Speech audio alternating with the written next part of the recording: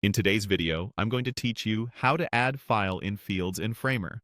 By the end, you'll know exactly how to add a file field to a collection in your Framer CMS and publish the change so it's live on your site.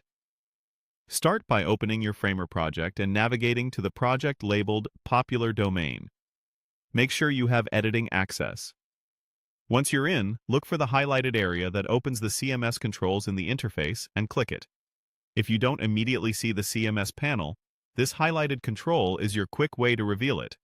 Next, click on CMS to switch from the canvas to your content management area. You'll see your collections and their fields here. Click the highlighted section that takes you into the list of collections. Then select the articles collection. This is where we'll add the new field so each article can store a file, like a PDF or a downloadable asset. Inside the articles collection, click the highlighted button to add a new field.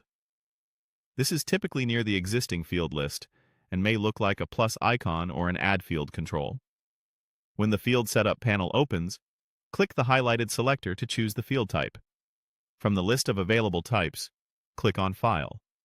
Choosing File ensures this field stores an uploaded asset rather than text, numbers, or images. You'll now see a few settings specific to file fields. Follow the highlighted prompts to confirm the configuration. When asked via toggles, choose Yes for the first relevant option, then No for the next, and Yes for the final one, matching the highlighted guidance. These toggles control helpful behaviors, such as requirements or how the file is exposed. If you're unsure what a toggle does, hover over any info icon to see a short description before you proceed. After confirming those options, click the highlighted control to save or create the field.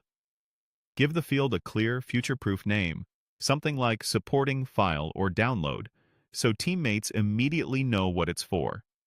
Consistent naming helps when you bind this field to components later. Finally, click Publish to push your schema change live. Publishing updates the CMS structure for your site, ensuring the new file field is available wherever the articles collection is used. A few quick tips before we wrap up. Keep file sizes reasonable for faster downloads.